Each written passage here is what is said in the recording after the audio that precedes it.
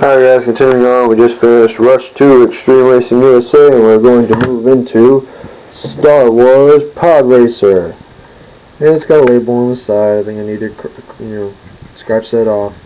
I got this game back in like 03, 04. I wrote Pod Racer on the top like a moron. And I really like it, actually. I haven't played the Dreamcast one. I'm assuming the Dreamcast one might be a little bit better due to frame rate issues that this game does have occasionally.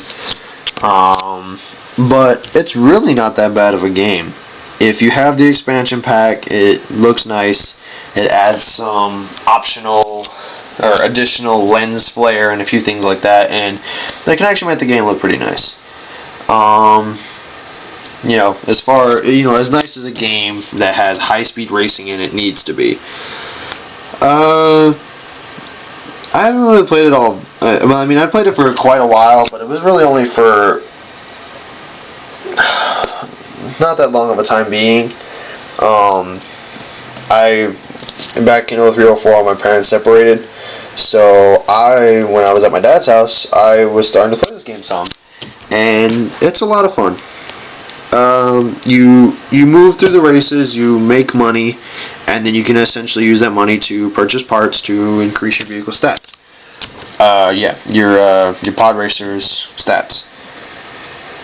Problem was, I started getting my butt kicked. There's a lot of levels where, being a pod racer, I'm sure you've seen the Star Wars movie, Star Wars Episode 1, they crash into a bunch of walls, fall off cliffs into gorges or whatever, and get messed up. So if you take too much damage, if you run into too many walls, the race is pretty much over for you and you can't win. So in the much later levels, there's a lot of walls and stuff that you have to navigate around. Pillars, if you remember the movie, they ran into those walls, they ran into all those pillars, they ran into those little archways, and that's pretty much what happened. Was I was just getting my butt kicked from everything. So I don't really play it anymore, but sometimes I pop it out just for nostalgic purposes of playing a long time ago. Or the main menu is really cool. The Star Wars games always have a really neat main menu for some reason, and it's I don't know Star Wars lingo. It's that pub place. There's like a little pub in I think it's Mos Eisley, and you're also inside the junkyard with that. You cannot defeat the Sebulba, he always wins. That stupid floating, flying bat blue guy thing. I don't know his name, sorry. If you want to tell me what his name is, post in the comments. I'm probably not going to go look it up. But, yeah, he's your little junk man, and he runs your shop, and that's where you get all of your parts from. So, I like the game's presentation. The gameplay's pretty cool. Unfortunately, it's limited to 2-player, but we don't really play on 64 racers besides car racers anyways, my friends and I. So if you find it for a few dollars and you might want to try it out, go ahead. Even if you don't play it for too long, it can be a fun game. So Star Wars Episode 1 Pod Racer. I'll fix that label.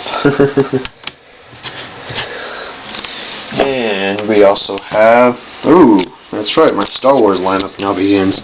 The Star Wars Rogue Squadron. I was actually just playing this game a few minutes ago. I got this in August. My girlfriend bought it for me after she came back from going out of state, and she found it at a game store for about $3 or something. And this game, I was just playing it again, and this game is badass. From a technical standpoint, this game is sweet. There's a lot of stuff on screen. There isn't all that much slowdown. The graphics are very nice. It has good graphical improvements from having the expansion pack added. The gameplay is superb. I'm not a big fan of the flying games, but the way they handled Rogue Squadron's controls was really actually phenomenal to me. It behaves just like you think it would. You use B to shoot, A to boost, Z to brake, and if you hold R, it actually enables the ability to rotate your ship from a fixed point. So say you were chasing a bunch of TIE fighters and you need to weave through some buildings. Whoop, here we go. And that was pretty neat. I just screwed around with it for about 30 minutes or so, and this game is a lot of fun. Definitely pick this one up, actually. It's very awesome. Excellent presentation, being a Star Wars game. They usually have something, they usually have just a little something that makes them presented very, very nicely. If you find this one and you still want to play N64, go ahead and grab it. I haven't played either of the sequels on the GameCube. I think I might actually ask to borrow those or something, or find them somewhere cheap. But if you can find this, I don't know if you can read it, but on the top, the guy who previously owned it, his name was Lewis, and he wrote it on the top. But if you can find this game, go ahead and get it. Even if you have to pay like $10, this would be a sweet game to have still. So, Star Wars Rogue Squadron. Hell yeah, get it. Great, my battery icon's back.